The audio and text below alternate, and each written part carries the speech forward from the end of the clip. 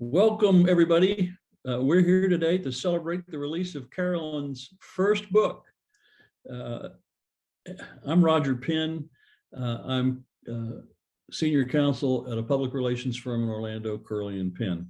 I want you to know already today, Carolyn's book is Amazon's #1 new release in the management skills and business management science categories.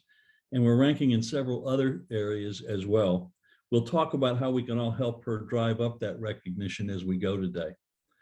I'm honored, Carolyn, that you asked me to do this.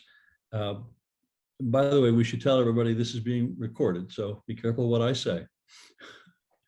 But about 6 years ago, I got a call from a client, the University of Central Florida. And they were asking me to take a call from Carolyn Maui. I thought it was a call from Hawaii.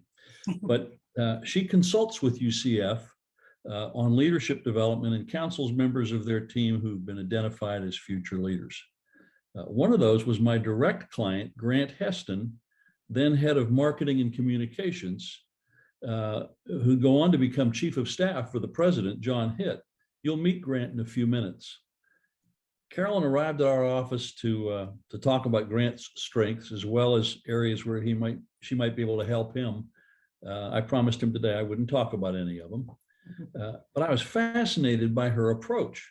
And after answering her questions, I shared with her that in my role that year as president of the statewide Florida Public Relations Association, my primary goal was the development of a program we now call Leadership FPRA, much like community leadership programs you're all familiar with from your chambers of commerce. I am terribly grateful for that day because her immediate response when I told her about it was, how can I help? And so began a very long continuing relationship with Carolyn Maui and the Maui Center that has helped us develop Leadership FPRA as the signature offering for members of our association, which just happens to be the nation's oldest professional society for PR professionals. And Carolyn's a member, and she's a colleague, and much loved by all the people who go through that course. So that's our story. What will today's celebration involve? Of course, you're going to hear from our friend, the author. How's that feel, Carolyn? Author, you really are. Feels really good. I've had a chance to work with Carolyn as she's done the book, and I've watched her pour herself into it. We have a special panel of guests for a discussion about leadership. And as that unfolds, you're welcome and encouraged, really encouraged, to leave comments in the chat section. You'll have the opportunity to ask questions via Q&A and the raise the hand tool later on, if toward the end you feel you want to say something and speak up. Gourmet Leadership hits the virtual bookshelves today. So let me encourage you, I'm a pitch man today, buy it for the special Amazon Kindle price of $1.99. You'll never see a deal on this book that good. You can buy it for yourself. I'm going to give it as a gift to all of our staff, all of who know her because she consults with our firm. And of course, you can go to gourmetleadershipbook.com anytime you're looking for more information or to purchase it. Now, how about a little icebreaker? You'll see on the screen, we have a poll and it asks the question, how long have you known Carolyn? The winner, the person who has known her longest, gets a free book. And we'll message the winner for your address and ask you how we can get your book to you, but you see it there on the screen. 60 years, wait a minute, she's too young. Nobody here can have known her that long. And some of you only known her for a year or so, but all of us have grown to know and love her. And do me a favor, ask yourself that question, how do I know Carolyn? And put it in the chat section. Tell us how you met. Tell your little story, just like the one that I just told. And I do know that a number of longtime friends of Carolyn's, people who've known her, 30 years or something like that. Oh, I see the results already. Cool. A lot of old-time friends are here, and I know that means the world to her, colleagues and personal friends. One in particular I'd like to call out and recognize is Doug Gebhardt, who performed in a band with Carolyn in the 90s. Who knew? So, Doug, I hope that you'll use the chat function to tell us some good stories about Carolyn. I'd like to know, what did she sing? What was her best tune? And I understand you two are fellow graduates of Shamokin Area High School up in PA. So if you want to tell us about the Shamokin handshake, we'd be glad to hear it. So now, as the magic driver in this operation, Christine Dellert takes over for a second. We're going to see the video trailer introducing the new book. I really prefer going to a local restaurant that has wonderfully talented chefs with wonderful local food that you can't get anywhere else. There's a magical element to it where there's something extremely unique that the chef brings along with the delicious food. That's what makes the chef memorable. And I believe that all leaders can learn a lot from restaurateurs and executive chefs who do that well.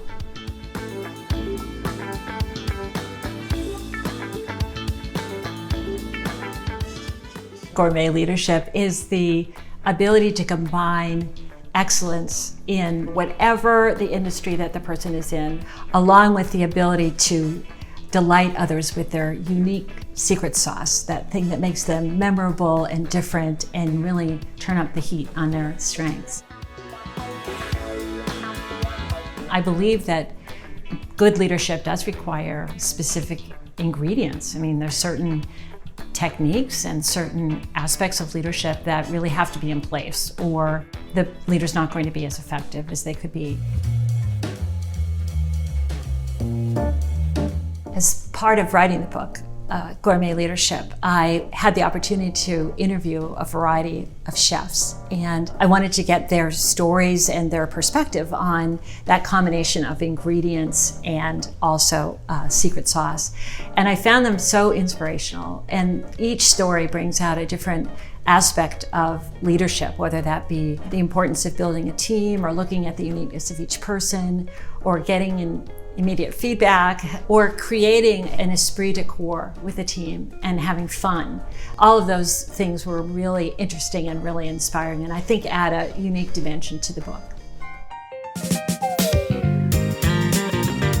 No matter what our leadership responsibility is, we want to make our leadership effective and efficient, but also unique and memorable. What I thought the book can do is give leaders who might not be able to access leadership coaching, but still be able to benefit from the fundamentals and ingredients of great leadership. What is the number one variable of whether a person stays with a job or not? It's their relationship with their boss, right? And it's another reason why I wrote this book, because I believe in the power of leadership and the importance of leadership. And if we can provide leaders with skills and tools and recipes for how to be more effective, they have a greater chance of retaining really good employees. And that's really part of my mission, and I think makes a book like this more important than ever. And without further ado, our friend, the author. Thank you. That has a nice ring to it. Thank you, Roger, for your kind introduction and telling our story. You are such a valued colleague and friend to me, and I so appreciate your ongoing support. Roger read an early draft of the book and provided his insight and wonderful suggestions, and it helped make the book what it is. So thank you again. I'm so overwhelmed by this response that all of you are here with us today, and I would just want to thank you for being here. When I saw the registration list, it brought tears to my eyes. Like Roger said, there are lifelong friends here from childhood, high school, college, singing groups, different jobs and roles that I've had, client organizations that the Maui Center has served. Family, of course, Brian, my husband, is here, and my son Rob, and LaKenya and Sarah, and cousins from all over the country. My dear friends and colleagues from the Maui Center, and my Alexel Coaching Network and book groups and people from UPMC and FPRA and UCF. I also want to do a special shout out to my clients, who some of whom are former clients and some who are currently clients, and I'm so glad you're here. And I'd also like to welcome those of you whom I haven't met in person yet, but have met you through social media. So I look forward to getting to know you better. And so many of you played an important role in this process, whether it was offering support during the writing or reading drafts or providing testimonials and reviews, and especially for sharing with your network. So I really appreciate that. I wanted to acknowledge a couple of people specifically. First of all, Bonnie Badowski was my book coach, and her company, Gravitas Press, brought the book to publishing and brought it to light and helped me finish it. And the resources that she provided and the support and insight were invaluable. Pamela Fisher was my coach at the time, and she believed in this project right from the beginning and provided some templates and tools initially, and then ongoing encouragement. I'd also really like to thank the talented chefs that I interviewed for the book. And when you read the book, you'll be able to read their stories. Two of them are here with us today on the panel, Armani Gricci and Jesse Flynn, and several of the others are on the call. So welcome to Allison Negrin, Sherry Goldstein, Chad Smith, Mark Becker, and Neil Bailey, all of whom are so talented, along with Dana Cohen and Don Branduzzi. I wrote this book for a couple of reasons. Initially, I wanted to take all the stuff that I use with clients and put it in one place so that I could use it as a workbook with them. But then as time went on, especially as the pandemic hit, I realized that a book like this can be really helpful, not only to the leaders that I work with in coaching, but also to help them have a tool to give to their direct reports and people in the company to learn leadership skills. We don't have a regular way of learning leadership in this country or in the Western world. And so having a resource like this for people who could learn some techniques about leadership beyond just the people I coach was really a goal. And then the pandemic hit, and leadership tools and ingredients are more important than ever. So it's so timely that we can get this book out into the world when people really need it. And I'm looking forward to the panelists talking today about the impact of the pandemic and how that has affected their leadership. The heart of my book, as you know, is about helping people and leaders unlock what makes them special. And I call that secret sauce. So I'd like to read you a short passage from the book about secret sauce.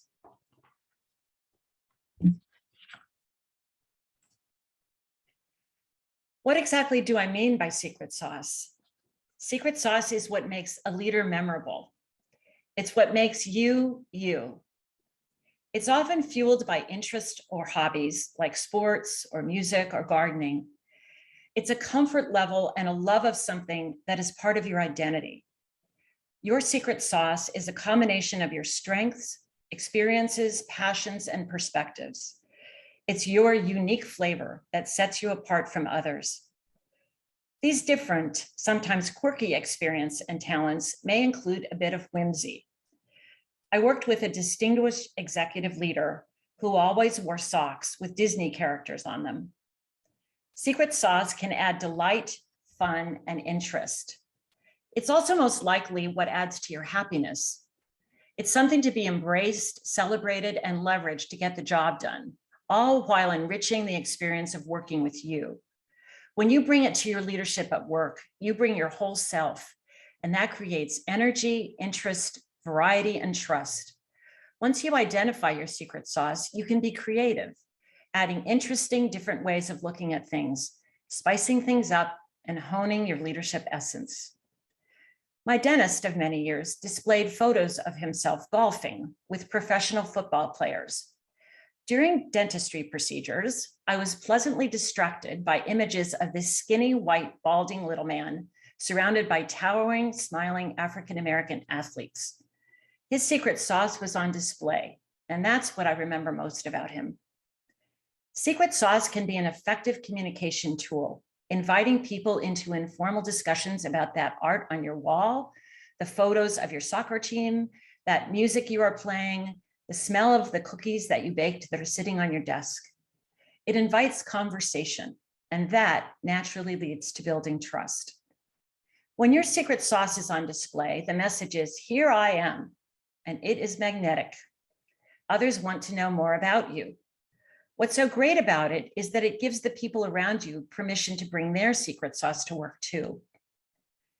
My secret sauce has been brewing and bubbling for over 30 years of collaborating with leaders in creating successful and flourishing workplaces. My sauce, like yours, has simmered over time, integrating my strengths, interests, and experiences into a flavorful mix. It is based upon my belief, endowed to be by my mother from an early age, that each person is unique.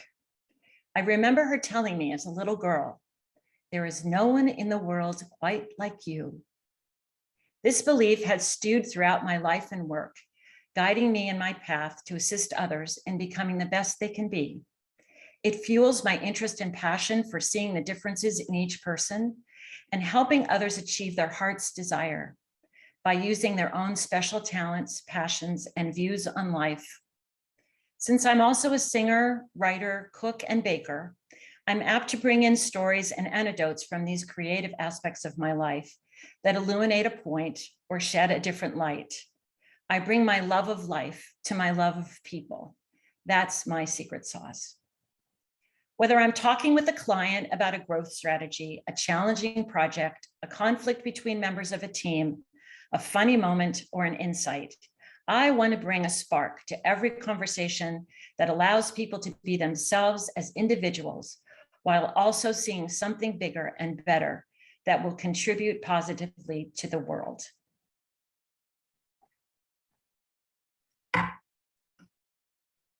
As we go forward today, I'd like you to think about your secret sauce. What talents, interests, and passions draw people to you? What makes people come to you and start conversations with you? What makes time fly by when you're doing it? What are you thinking about when your eyes glisten? When you think about that, feel free to put it in the chat and we'll refer to that later. I'm so interested in hearing what your responses are. And now it's back to Roger, who will take it away. Thank you, Roger. Thank you, Carolyn. And I have to tell you, as I listen to you talk about your secret ingredients, and yes, I've read the book, so I know what you were going to say there. I also thought of another secret ingredient that you have, and I think everybody on here will agree with me. It's while you put a lot into those recipes, of things you just talked about, I have to say your very intentional commitment to listening makes all the difference in the world. And people can sense you're not just listening, you're absorbing. And I think it's something everybody can aspire to. So now let me introduce our panelists. And I'll start with the one who's an old friend. So he gets over and realizes I'm only going to say nice things about him. Grant Heston is Vice President for University Relations at Virginia Commonwealth University and VCU Health. Together, the two operations are the 6th largest employer in the state of Virginia. And they have a combined annual budget of more than $4 billion. So you can understand that he has an awful lot to do, and he's got an important job. He oversees marketing, communications of events, social media, and special projects for a team of about 100. And I will tell you, he's a great counselor to everybody he works with. I just met Armani Gricci, excuse me. There, I said I wanted to make sure I pronounced it correctly. Armani's from Morocco. He's now working as a sales director for a food and wine company. He started cooking at the age of 5 in his mom's kitchen. And at the age of 18, he was running his uncle's Moroccan restaurant in London. Underachiever, wouldn't you say? He currently works with over 500 chefs in his portfolio and over a dozen cuisines.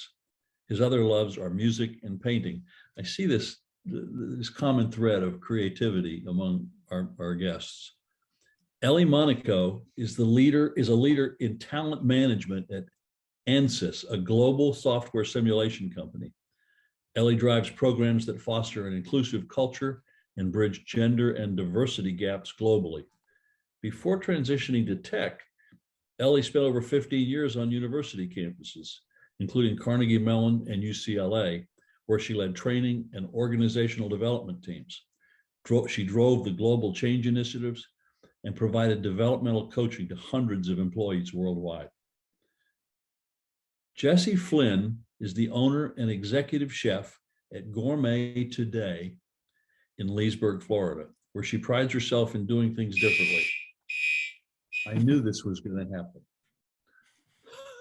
If everyone heard that, they're testing fire alarms in our building.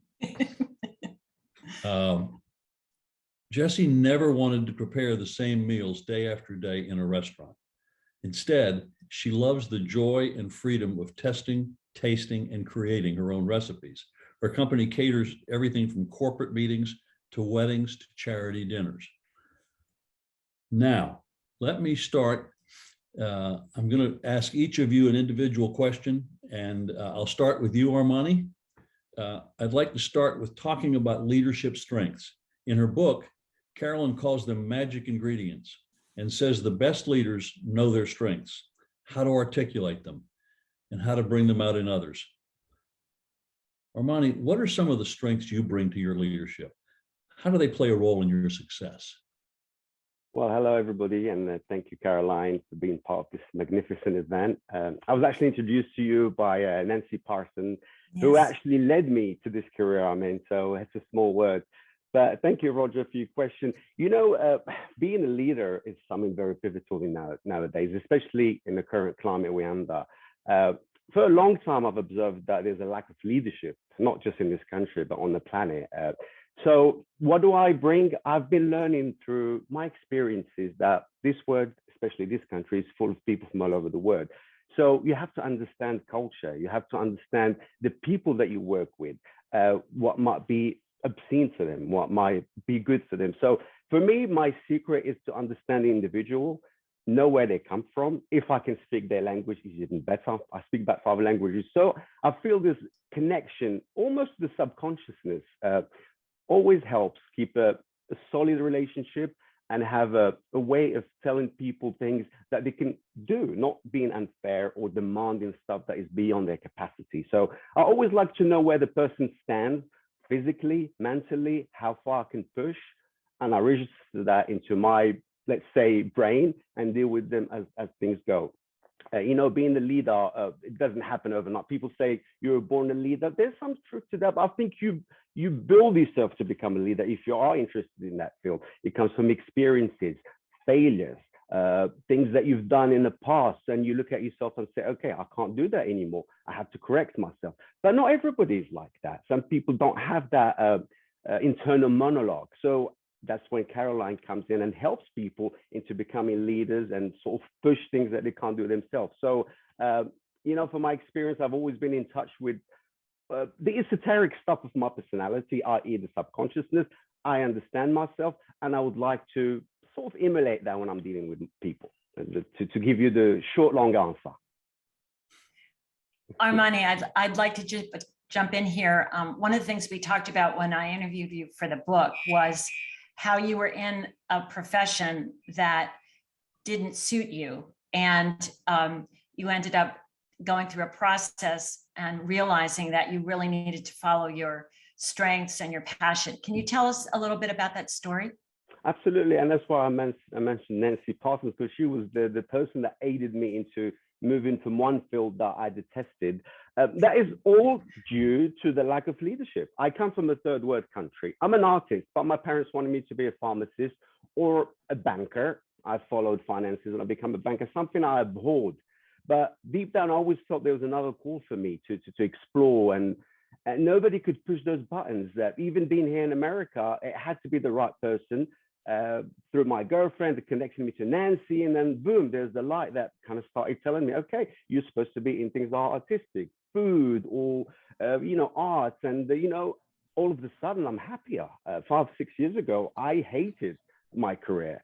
Now I go to work as if I'm going on a picnic. So it definitely makes a big difference if you can find a leader who can understand who you are and tell you, here's where you should go and here's what you should avoid. Nobody did that to me at a young age. So I had a late start, but it's better to start sometimes than never. Thank you so much. My pleasure.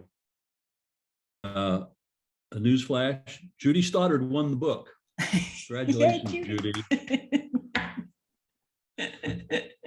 So, Grant, let me call on you. The challenges of the past 2 years have been difficult on all industries and have changed the way we work, how we engage employees and clients, how we get up in the morning.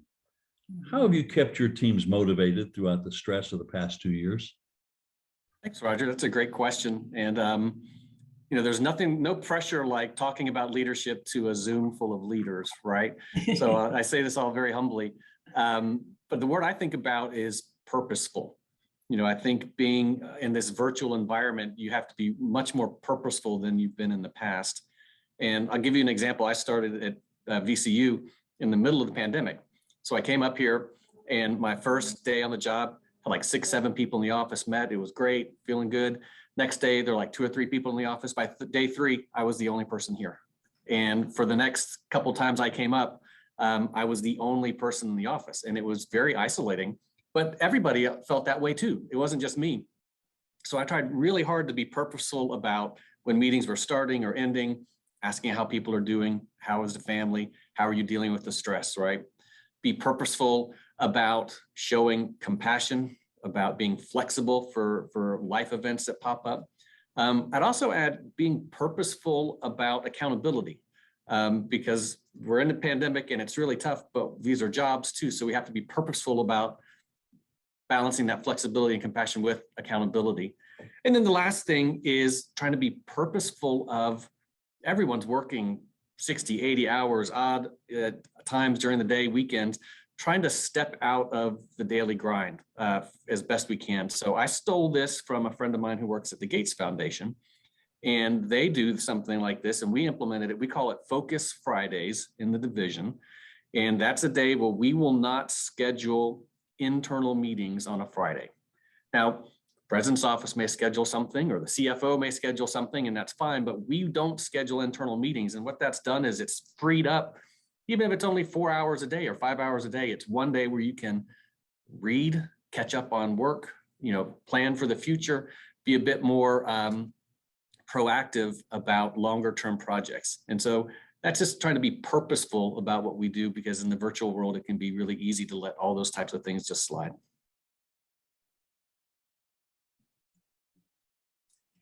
Grant, I love what you said about being purposeful. And I was wondering if you could add anything else about, you started this new job during COVID where it was virtual. And now we know that virtual and in-person is probably going to be a blend. Do you have any additional things you want to say about how important it is to be purposeful or focused with people when you're working virtually? Yeah, it's been really interesting, Carolyn, about how do you balance individual needs for either a person or a smaller team with division-wide goals, or in this case, a university or health system goals.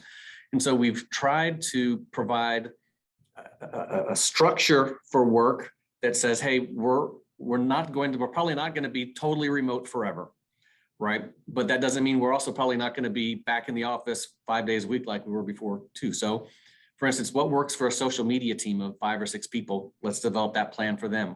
It may be a little different than what web design is, or maybe a little bit different than what public affairs is, but those plans should work for those groups of people. And then from a system level, we'll design opportunities for us to come together as a large division, to talk, to brainstorm, and sometimes just drink beer on a Friday afternoon outside someplace and bond that way too.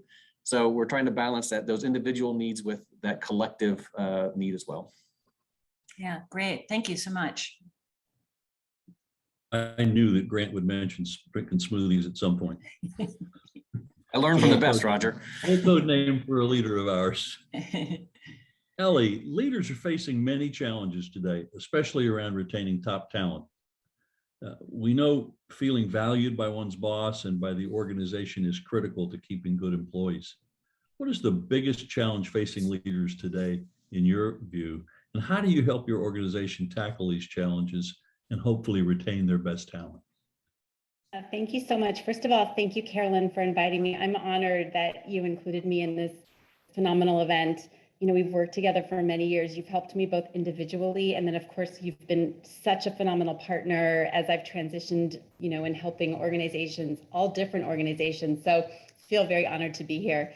You know, what is the biggest challenge? Multiple challenges, of course, but from where I sit, really helping small and large groups globally move through change, I realize it's the change leadership component. And the rate of change these days, just the pace of change and uncertainty in the world, whether we're in the global pandemic, transitioning out of it, as the biggest single challenge for leaders to face. And in order for leaders, in my mind, and this, you know, is directly aligned to all of the themes of Carolyn's book, in order for leaders, in my mind, to be successful leading change, they have to be comfortable with change themselves. That's the first step. So if we're to be leading change, small and large, we personally have to be comfortable with that change. And so getting comfortable with change is really sort of slowing down long enough to do exactly what Carolyn describes. Who are you? What's important to you? What's of value to you? How comfortable you are with that change is the first step. So self-awareness, leadership, sort of self-understanding, introspection is the first step. And then when you're feeling very comfortable or aware of how you are feeling about that change, then you can go and be the leader that's needed to drive that change for everyone else.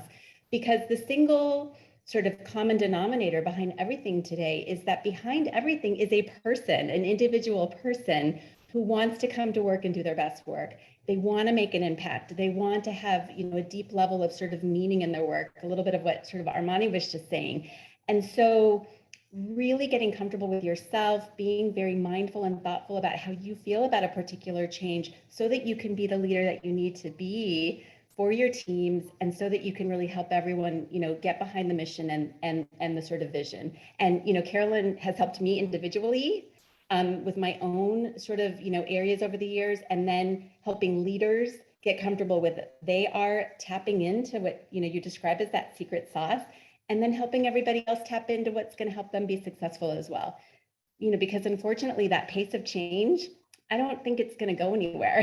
I think we're going to be continue to have to be comfortable with the uncertainty, the ambiguity. And so what gives me comfort is always knowing that it's challenging on the one hand, but it's not when we can focus inward and, you know, really slow ourselves down long enough to get comfortable. Because once we're comfortable, it's what Carolyn described. The opportunities for us to be successful, you know, are endless. So that's kind of my sort of takeaway from that question. You know, there's always going to be challenges, always going to be opportunities. And it gives me so much comfort knowing that it starts with me, and it starts with me being comfortable and then helping my own leaders moving forward.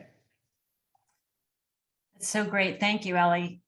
There's a recent McKinsey and Company study out focused on asking people who are thinking about leaving companies, you know, with the great resignation or whatever we want to call it, great attrition.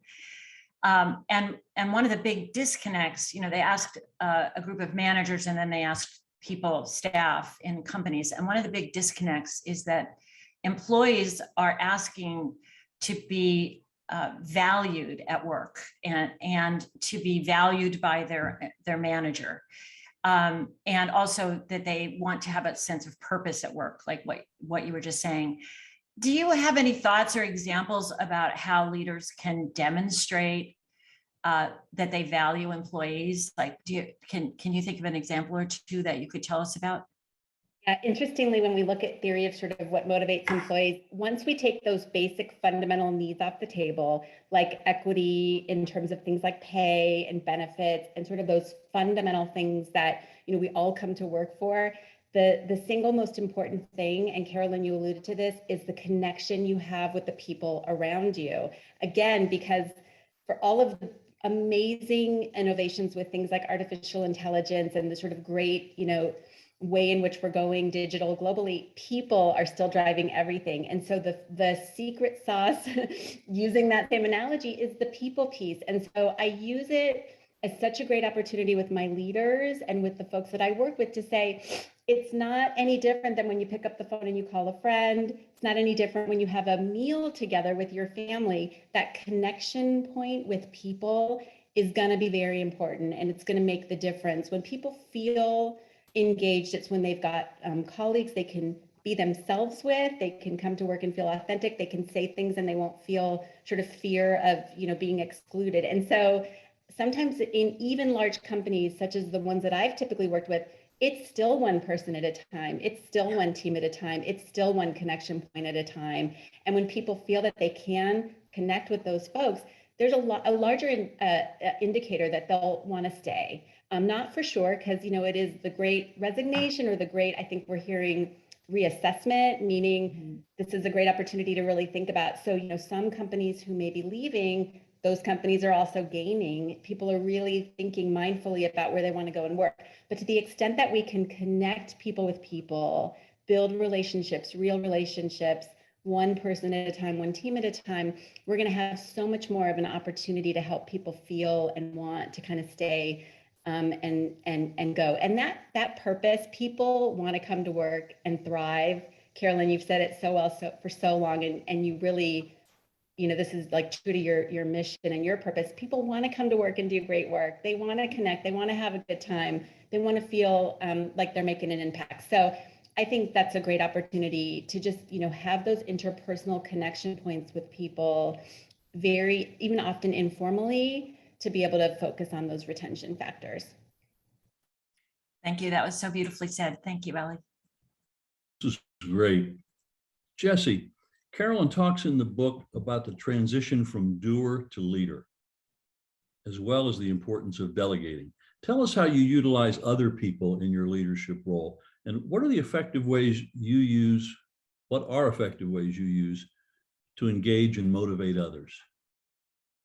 Great question, Carolyn. Thank you so much. I really enjoyed meeting you here at my kitchen here in Leesburg.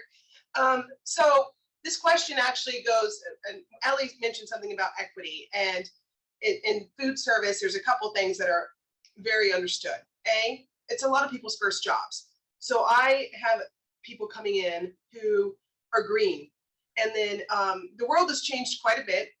But when I was in culinary school a long time ago, I was one of 2 females in the entire culinary class. So, and it's been a male-dominated industry for a long time. So I knew when I was opening this business that I wanted to be able to present an equal kitchen floor. So that is one of the things right off the bat, from doer to leader. I'm not only taking younger people or people who are entering this field for the first time and helping them to understand how we run our kitchen and our dynamic, but empowering them to be able to make another step. So we may only be a cog in the wheel for them. I have employees who've been with me 8, 7, 6, and 5 years, and then 3 that have been here 3 years. But knowing that there's going to be that general people leaving and coming and going, but being able to make sure that I'm praising them. We are so quick to criticize, and that's one of the things that I can see, especially when it's a new employee or a person who's never been in this industry before.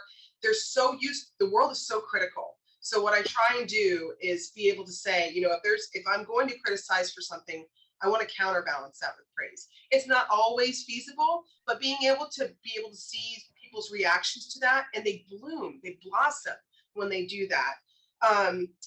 And I think Grant said this, but asking about their personal lives, I'm not here to be their therapist, but what I do want them to know is that my door is always open. And if they need to talk, or if they're having a rough day, if I know something's going on, I can help assist make their jobs easier that day, acknowledging what they do in front of other people, like at our catering events.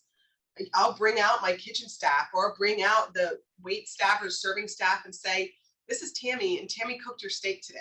You know what I mean? If they're raving about the steak, but having them get that, because I get a lot of the praise at events, but I only do a fraction of the work. I have a team that makes me look good. And then I also think Grant said this, we have happy hour. So we call it the cheapest bar in town. So as long as they're of age, being able to just sit down, unwind, relax, let off some steam, and acknowledge that, you know, the kitchen is it's a tough place to work in. And so we reward what we want repeated. Wonderful. So as I did with Armani and the other chefs, Jessie and I had a wonderful conversation when I interviewed her for the book. And one of the most memorable things that we talked about was what you do to unwind. And marshmallow cannons is one of the things that comes to mind. So please tell us about marshmallow cannons. So it's embarrassing, but we cook food and then we also play with it. But, you know, just to be able to let off some steam, we have, I know they're literally at an event right now. My staff's been up since 3 a.m. and I let them take the marshmallow cannons with them. But so what we do is it's like a Nerf gun and it holds mini marshmallows. And I'm telling you, it doesn't leave a mark, but it is rapid fire. And so when somebody needs to just release and have some fun, I'm like, just don't go for the face. That's all my only rule. Yeah, and we, you know, when we're breaking down in events, we have the water sprayer, and my rule is you got to get the managers first. So. I just love that.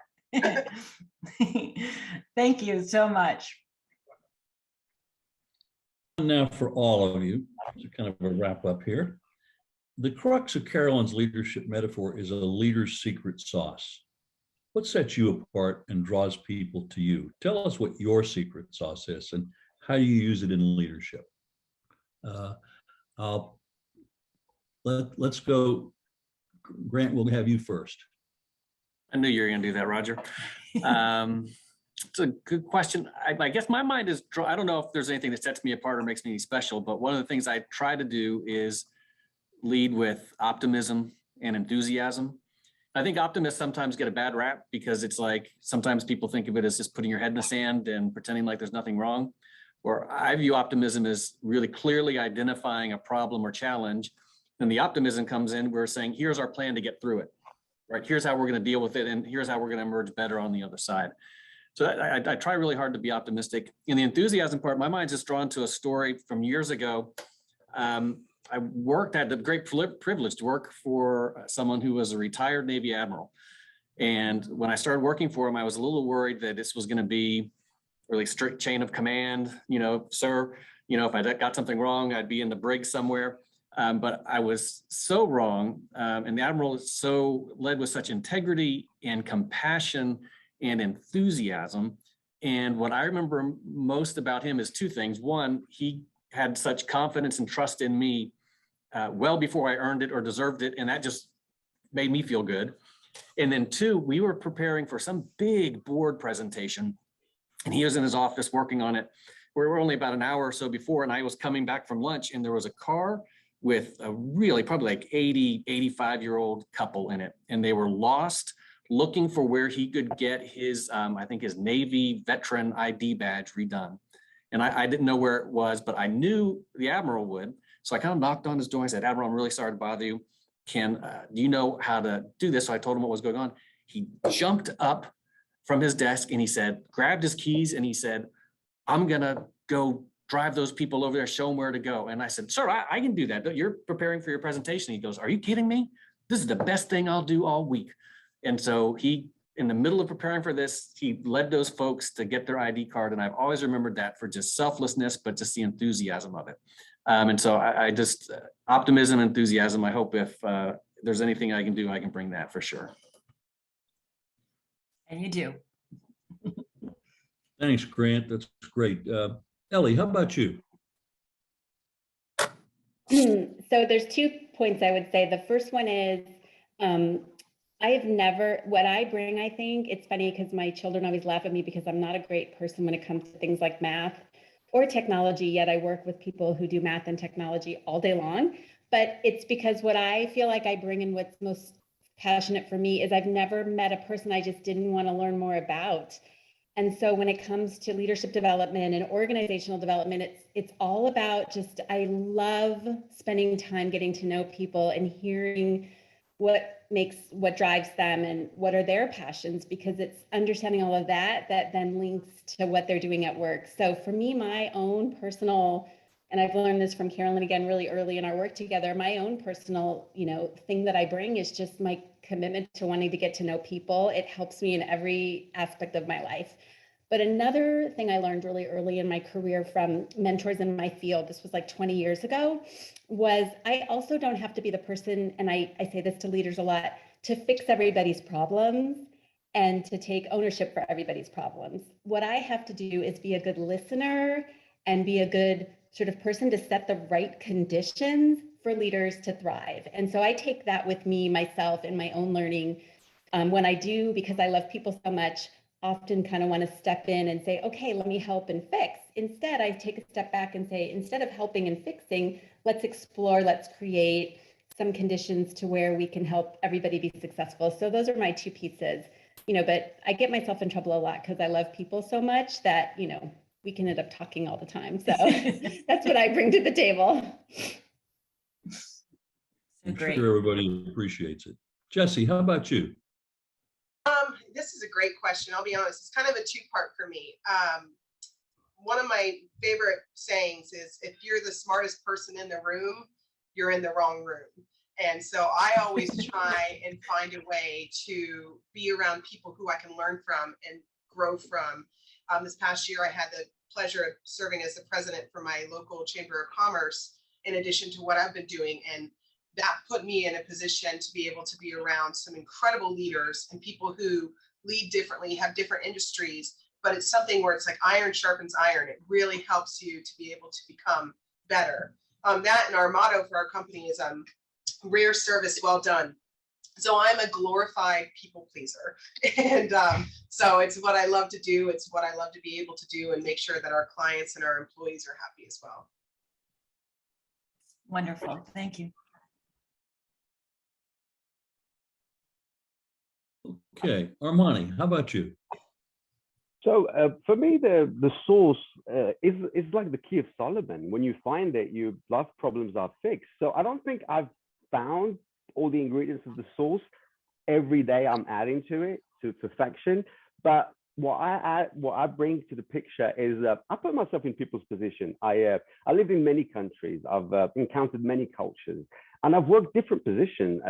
In restaurant, I've worked front of the house, I worked back of the house. So I know the psychology, and I'm sure Jessica will agree with me that there's a huge difference between front of the house and the back of the house in the restaurant. So when I walk now, because I still sell to restaurants, I shake the hand of everyone in the restaurant. Even during the pandemic, I try to kind of bump fists and stuff like that, but I acknowledge every person because everybody is important. Everybody can teach you. And I say that even to my girlfriend. She said, well, that person doesn't speak English. I said, well, if you speak their language, I'm sure you can learn something from them because I speak Spanish and I surround myself with that culture and I've learned a lot from them. So I acknowledge everybody. I think everybody is important. And I go with an open mind. I am going to learn from that person. I also use a lot of shadow work. I'm a big fan of Carl Jung. So I always try to connect to the person's shadow and see where I can influence them to a positive way of living their life. Wonderful. Thank you. Great thoughts, really. Now we're going to put up another poll here. Think about the best boss you ever had, and what was his or her greatest strength. And anybody who's there that's worked for me in the past doesn't have to answer this question. And while you're looking at those, let me just say, I have smoke alarms going off every 2 or 3 minutes here in our building, and just the fire department test. So I'll try and mute it whenever I can. We're going to come up in just a second after you finish answering these questions with time for audience Q&A. You can submit questions via the Q&A button at the bottom of your screen, or use the raise your hand to speak function. And Christine Dellert, our magician in the background, will facilitate getting your question or getting you on the air. And Carolyn, Oh, there's a, yeah. Oh, that time they only did one ring. That was so nice of them. There you go. Having a vision, 4%. Wow, Oh, look at the strengths great. one. Yeah, look at the strengths one.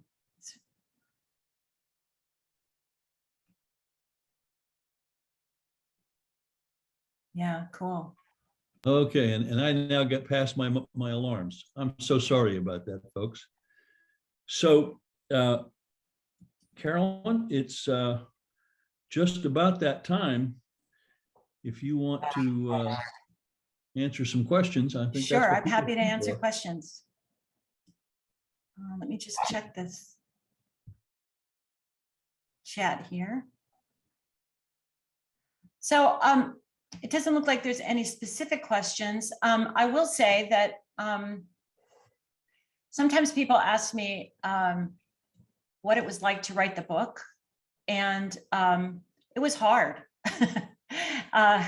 And it's, I think that one of the things I learned from the book writing process is can be applied to other aspects of one's life. And that is, I had to find the rhythm. I had to find the amount of hours in a week that it took.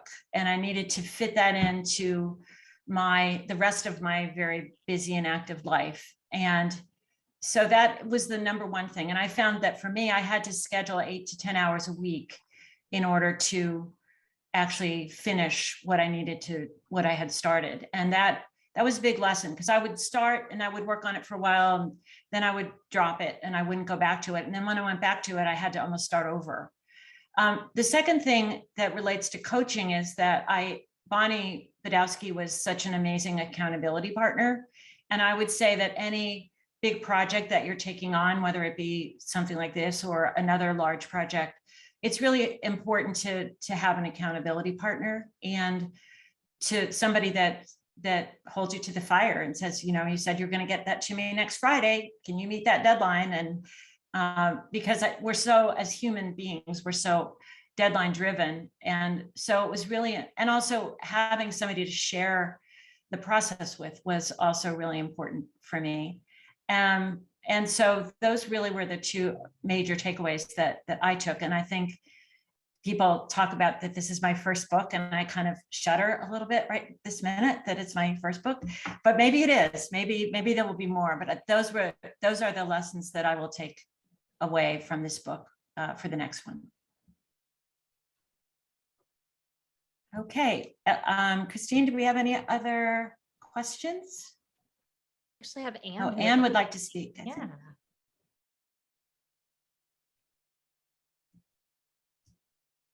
Hi there.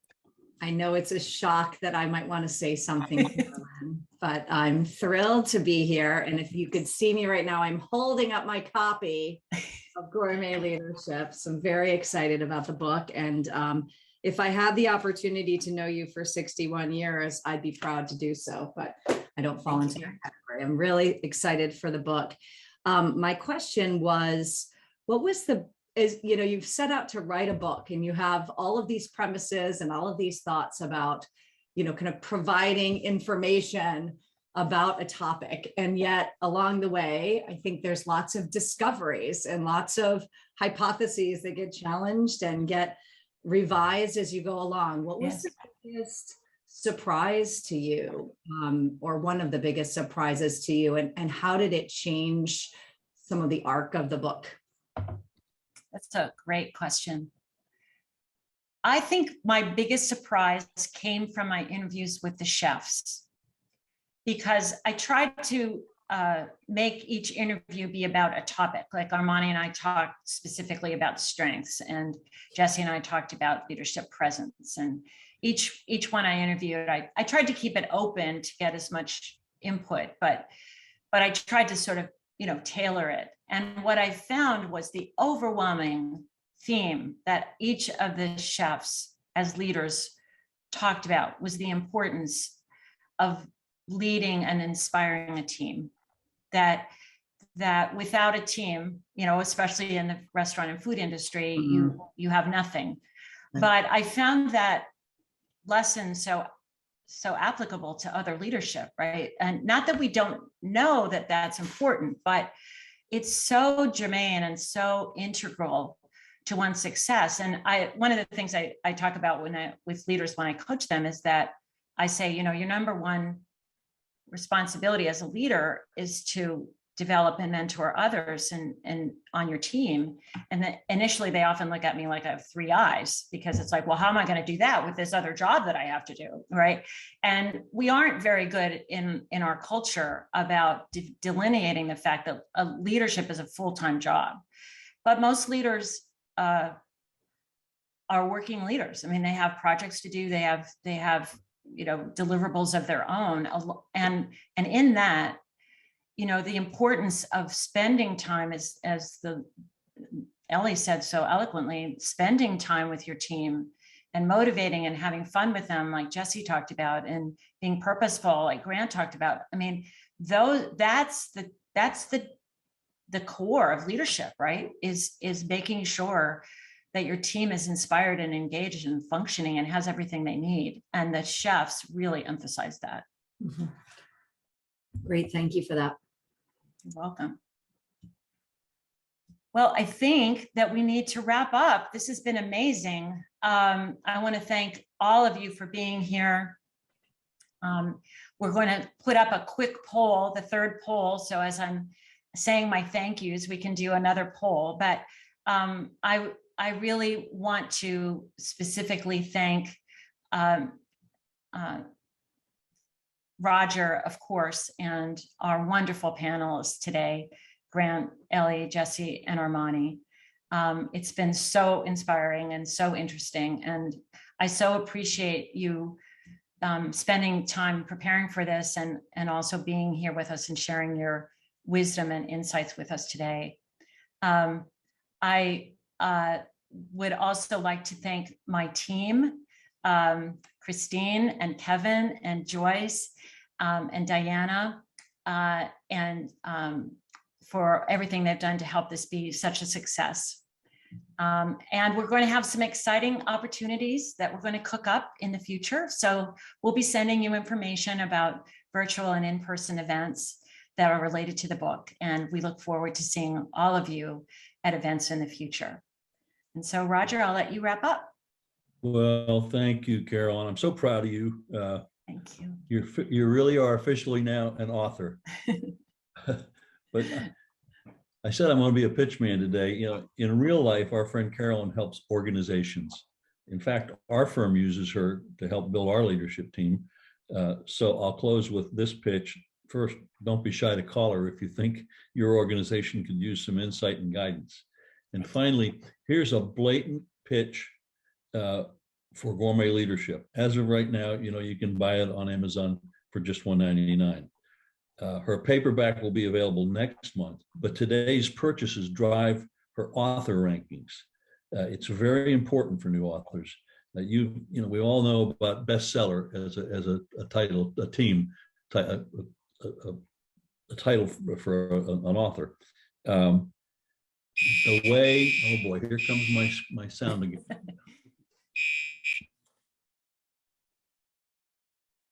I'm going to speak over it so we can finish this. You get best author rankings because you get early sales. So if you can help that way, help. Give it as gifts. Give it as gifts.